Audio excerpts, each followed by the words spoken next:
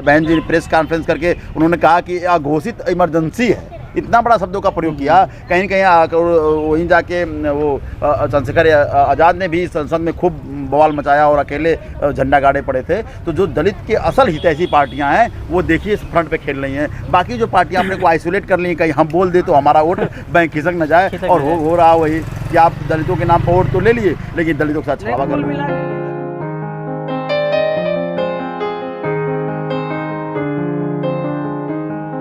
भाई सब सामने देखेंगे तो भीमराव अम्बेडकर यूनिवर्सिटी की कैंटीन।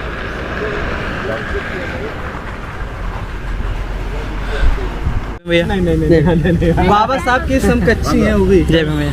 ठीक है, और वो नेता क्यों बने हैं तो वो बहुत बड़े जानते। लेकिन भैया अम्बेडकर को अपोज कर दलित उठा के मैं एक बात कहूँगा भैया, मैं एक बात बढ़िया आपने चंद्रशेखर, मैं भी समर्थक हूँ, बहुत चंद्रशेखर तो है मतलब।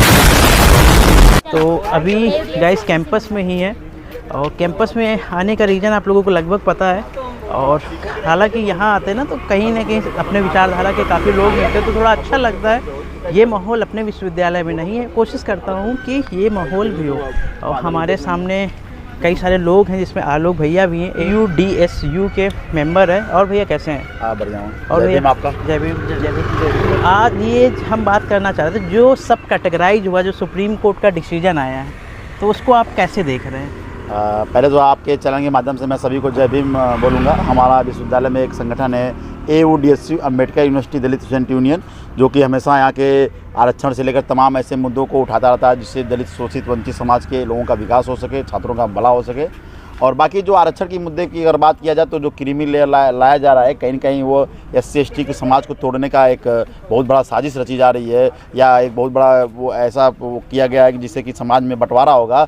और मैं जो मानता हूँ, या जो संवैधानिक के हिसाब से अगर देखा जाए तो आरक्षण जो मिला है वो संविधान के मूल भावना, जब संविधान का निर्माण किया तो ये SC/ST का आरक्षण उसके आधार पर मिला है, न कि किसी गरीबी उन्मूलन कार्यक्रम पे। तो जो आरक्षण का प्रावधान है वो प्रतिनिधि के आधार पर दिया गया। प्रतिनिधित्व हमारा कितना जा रहा है आज भी, अगर आप हायर जगहों पे, जैसे मैं बात करूँ सचिवालय में सचिवों की, ISPCS में, और बड़ी बड़ी जो वैकेंसियों में देखते हैं, या प्रोफेसर के पदों पर, कुलपति के पदों पर, तो आज भी हमारे प्रतिनिधि अगर देखेंगे तो अगर 100 सीटें हैं तो 100 में 2-3 लोग अधिकतम पाएंगे। 1% 2%, एक डाटा के अनुसार 3% ही ISPCS बन पाए अभी, इतने 21% आरक्षण के बाद। तो कहीं न कहीं ये जो आरक्षण का जो बिल आया है, या सुप्रीम कोर्ट ने जो आदेश जारी किया है, जो निर्णय दिया है, वो कहीं न कहीं दलित समाज की बड़ी दुख भरी होगी। और उसमें जो क्रीमी लेयर बढ़ जाएगा तो और उसमें समाज को तोड़ने का काम करेगा, और क्रीमी लेयर नहीं बढ़ना चाहिए। हम लोगों ने पुनः जोरदार आवाज़ उठाएंगे, समाज संगठन को जोड़ेंगे कि यह क्रीमी लेयर नहीं होना चाहिए, और समाज को एक रखना है। हमारे सभी दलित, चाहे खट्टिक, पासी, चमार, धोबी, जो भी लोग हों, हम एक दलित समाज, एक अनुसूचित जात समाज से संबोधित होते हैं, न कि हम खट्टिक से, चमार से, न धोबी से, न पासी से। हमारा एक ही प्रतिनिधि जो है कि हमको पूरा आरक्षण चाहिए और प्रतिनिधि चाहिए, इसलिए आरक्षण बेहद जरूरी है। इसमें भी कुछ लोग ये चला रहे हैं कि जो कुछ जनरल लोग हैं वो ये कह रहे हैं कि जो SC या ST में जो निचली जात के, उनको रिजर्वेशन नहीं मिल पा रहा, इसलिए इनको इस चीज़ को लाया गया है। और उसमें भी अपने समाज के लोग हैं वो भी समर्थन कर रहे हैं कि हाँ सब कैटेगराइज होना चाहिए। मैं ऐसे लोगों को बस यही कहना चाहूँगा कि उनको भी संविधान पढ़ने की ज़रूरत है, और जो समण की, या मैं जिनको कहूँ कि सामंतवादी लोग, या जो ब्राह्मणवादी विचारधारा के लोग हैं, ऐसे लोग हमेशा समाज को तोड़ने का काम किए हैं और आज भी वही हाल कर रहे हैं। हमारे समाज के लोगों को बरगलाया जा रहा है, न कि इसमें कोई अच्छाई है। इतने पढ़ने लिखने के बाद, आज़ादी के 70 साल बाद भी हमारे तमाम आरक्षित सीटों को NFS कर दिया जा रहा है, क्योंकि कहा जा रहा है कि नॉट फॉर सुटेबल, मतलब आपको योग्य नहीं समझा जा रहा है। इतने पढ़ने लिखने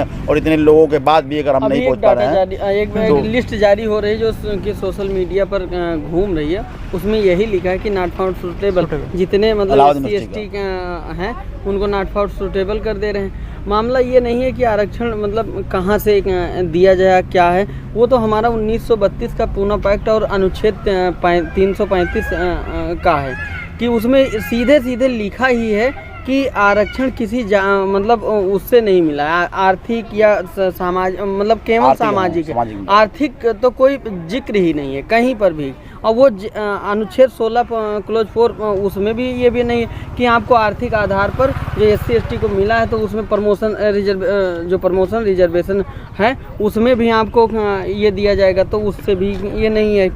दूसरी चीज़ कि जो आरक्षण है, पहली बात तो वो जिस कैटेगराइजेशन की बात कर रहे हैं, तो पहले तो हमारा यही है कि आप एक जनगणना करवाइए।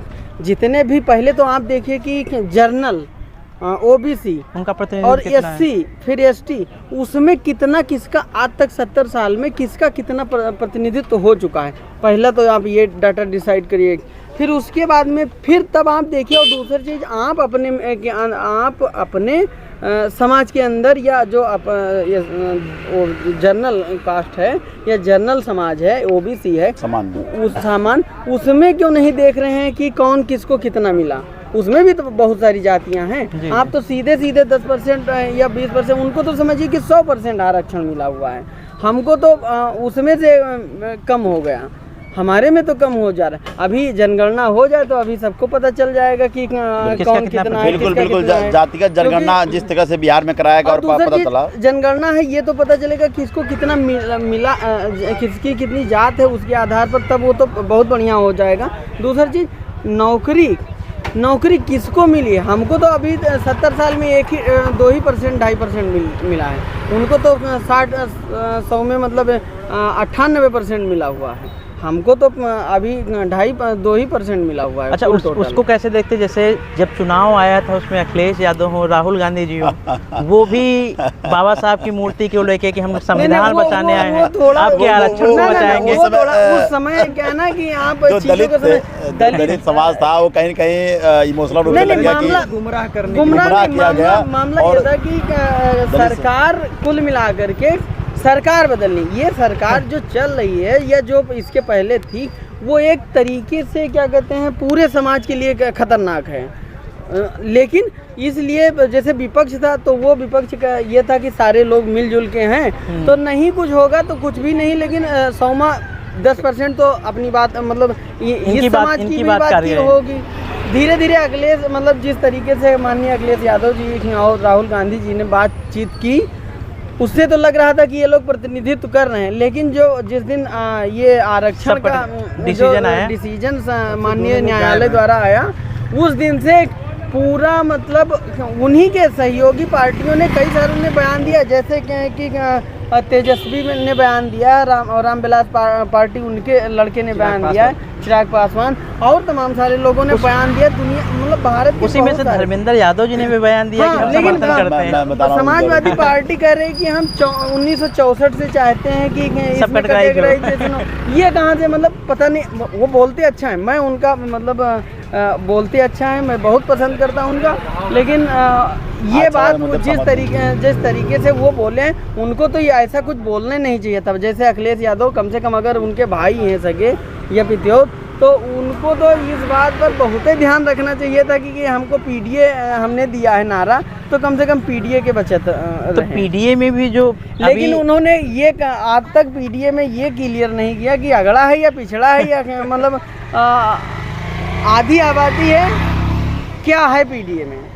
इसका जब तक ये क्लियर नहीं होगा, मुझे जो लगता है कि अखिलेश यादव जी और राहुल गांधी जी ने जो बाबा साहब का चित्र और एक तरह से आरक्षण बचाओ या संविधान बचाओ के नारे के बल पर सब इतनी बड़ी मेजॉरिटी में आया और विपक्ष की एक बड़ी भूमिका में निभाया, वो उस दलित समाज को लग जाता है कि हमारी असली प्रतिनिधि यही हैं। लेकिन जब जैसे ही आरक्षण पे कोई बात होती है, जैसे सुप्रीम कोर्ट का डिसीजन आया, उसके बाद जो इन्होंने अपने को 15 दिन तक कहीं आइसोलेट कर लिया है, दिख नहीं रहे हैं, आरक्षण के मुद्दे बोल नहीं रहे हैं, और इनके कहीं कहीं जो नेता लोग हैं, जैसे अभी धर्मेंद्र यादव की बात कर लिया जाए, योगेंद्र यादव की बात कर लिया जाए, तमाम ऐसे लोग हैं जो कह रहे हैं क्रीमी लेयर कहीं कहीं सही है। तो ऐसे लोग कहीं न कहीं इनकी विचारधारा साफ छलक रही है कि ये बस वोट लेने के लिए आरक्षण और संविधान थे, बाकी काम करने के लिए फिर वही अपनी नीतियों पर काम कुछ गलतियां हमारे नेताओं जो एससी/एसटी प्रमोशन पे आरक्षण बिल फाड़े थे और वो कहते हैं मैं जब तक रहूंगा तब तक आरक्षण का विरोध करता रहूंगा। गुमराह हो जा रहे हैं। उसका जिला पंचायत सदस्य का, उसमें देखिए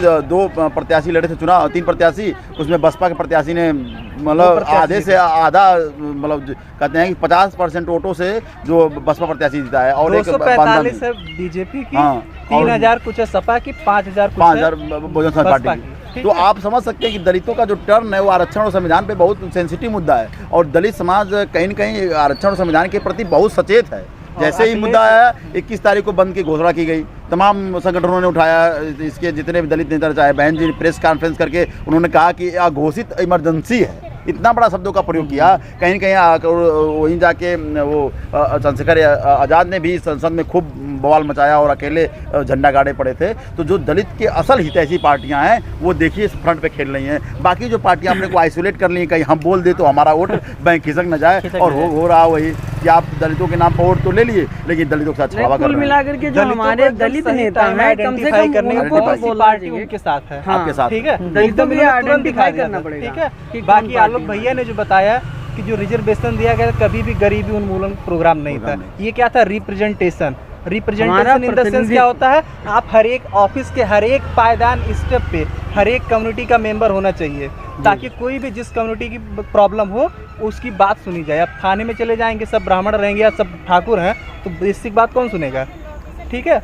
अगर आपको गरीबी उन्मूलन करना तो बहुत सारी स्कीम निकाली है ना, आप रिप्रेजेंटेशन से क्यों छेड़छाड़ कर रहे हैं?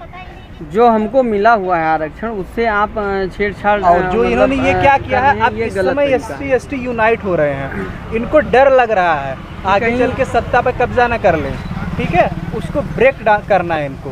चंद्रशेखर उभर रहे हैं, DSP अपने आप में थर्ड नेशनल पार्टी है ही, ठीक है, इनको डर लग रहा है कि ये लोग आ जाएंगे। अब ये लोग EWS पे क्यों नहीं बात करते? आप ब्राह्मण पॉपुलेशन गूगल कर लीजिए, 4% है, ठाकुर 3.6%, 10% रिजर्वेशन आपने दे दिया। आने वाले 10 साल में हर एक फैमिली मेंबर की नौकरी होगी, किस बेस पे आपने दे दिया? मेन तो यही है ना, जनरल में आते हैं, बाकी अदर कुछ कास्ट आते हैं वो भी क्रीमी लेयर वाले कॉन्सेप्ट पे, सब OBC उसमें चले जाते हैं। आप इस पे समीक्षा कीजिए। जब आर्थिक आधार पर आप बात कर रहे हैं तो EWS की बात क्यों नहीं कर रहे भाई? 2 लाख के नीचे वाले ब्राह्मण को क्यों नहीं मिलना चाहिए आरक्षण? 8 लाख वाले को क्यों मिलना चाहिए आरक्षण? पहले आप लागू कीजिए कि 2 लाख और 1 लाख के नीचे वाला ब्राह्मण छत्री हैं उनको मिलना चाहिए। EWS का आधार ही है कि आर्थिक आरक्षण मिलेगा। आप ये कह रहे हैं उसको सब पे लागू किया जाए, आप ये कह रहे हैं रिप्रेजेंटेशन बढ़िया है, आप अगर बोल रहे हैं कि हम सब क्लासिफिकेशन करेंगे, क्रीमी लेयर लेके आएंगे, इसका मतलब रिप्रेजेंटेशन बढ़िया आपका, तो NFS क्यों बार-बार आप आ रहे हैं? जैसे हम लोग युवा हैं, उनकी क्या भागीदारी इसमें, वो अपनी जिम्मेदारी का निर्वहन कैसे करें, क्या करना चाहिए?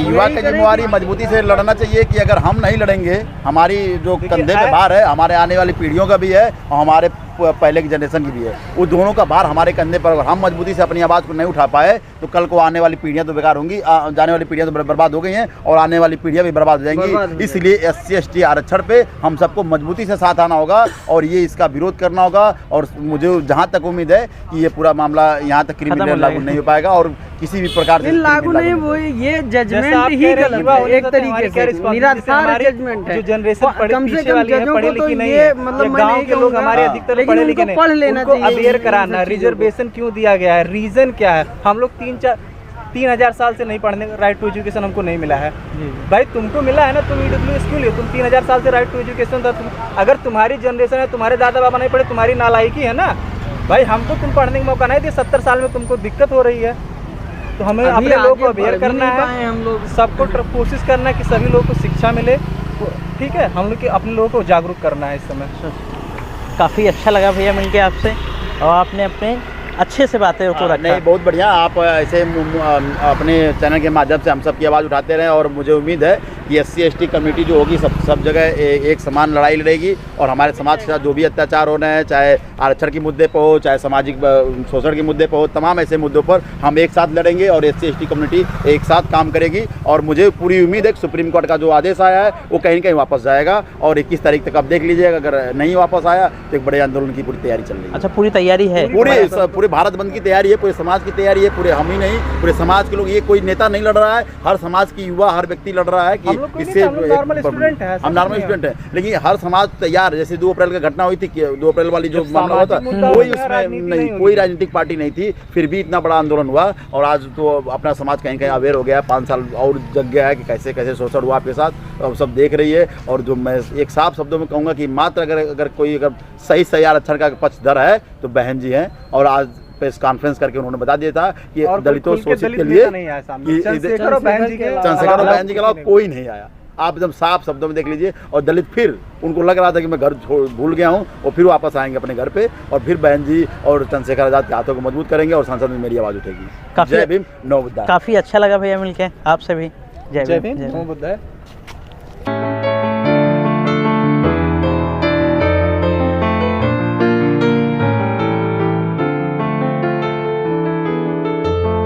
ये देख रहे हैं ना, बौद्धि पार्क है।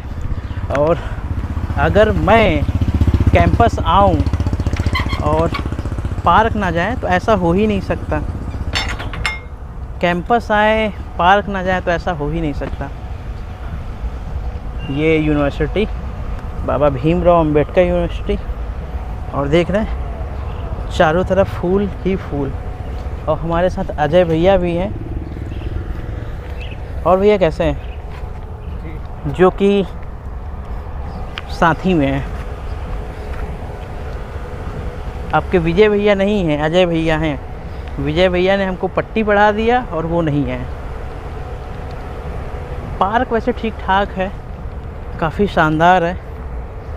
आखिर ख़ास ही क्यों ना हो, क्योंकि इसमें जो फ़ोटो है, जिनकी विचारधारा है, उसने देश ही नहीं पूरे विश्व में अपना नाम बनाया। अभी का अगर टाइम देखेंगे तो 2:20 हो रहा है। चलते हैं भाई साहब।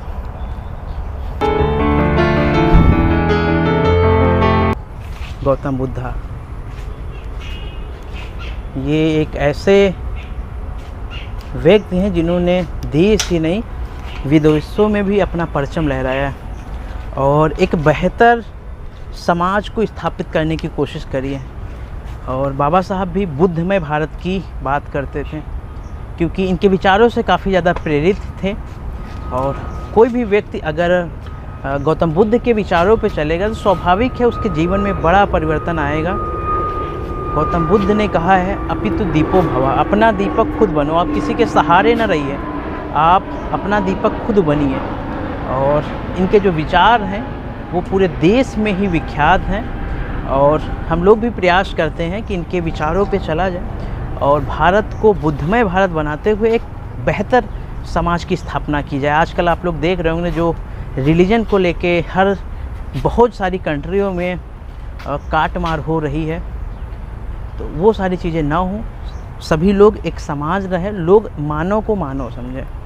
तो अगर कैंपस हम आए हैं और बुद्ध जी से हमारी भेंट नहीं हुई, इनके विचारों को यहाँ पे आके अगर थोड़ा नहीं समझा तो फिर आने का कोई मतलब नहीं रहा।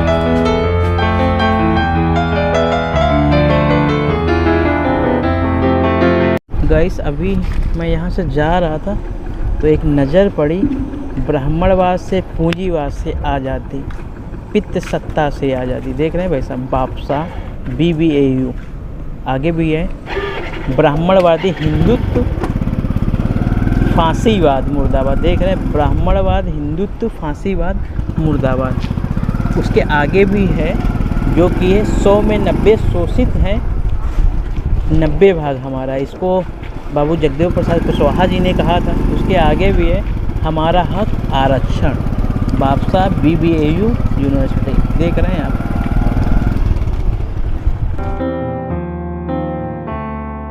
आप लोगों को पता है कि जो SC ST में जो सब कैटेगराइज करना था, जो कि सुप्रीम कोर्ट का डिसीजन आया था, उसी को लेके जो बीजेपी के सांसद थे SC और ST वाले, वो सारे सांसद PM मोदी से उनकी मुलाकात हुई है। उन्होंने इसका विरोध किया है कि इसको जो सब कैटेगराइज करना है उसको ना किया जाए, जिसमें मोदी जी ने भी जो उनके फैसले उन्होंने बदला है। और उन्होंने कहा है कि मैं अध्यादेश जो बीजेपी गवर्नमेंट सरकार है वो अध्यादेश लाके जो SC ST में सब कैटेगराइज होना है उसमें चेंजेस करेगी।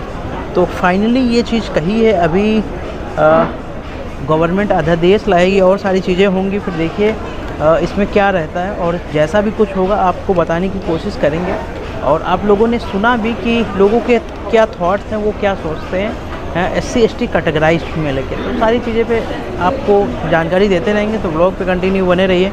अभी का अपडेट यही था। अभी कुछ समय और रहेंगे, अभी फिनिक्स मॉल में है और यहाँ पे कुछ खाना पीना हो रहा था। उसके बाद अभी टाइम देखेंगे तो वो भी काफ़ी ज़्यादा हो चुका है, तो टाइम कम है, निकलना भी है। निकलते हैं यहाँ से।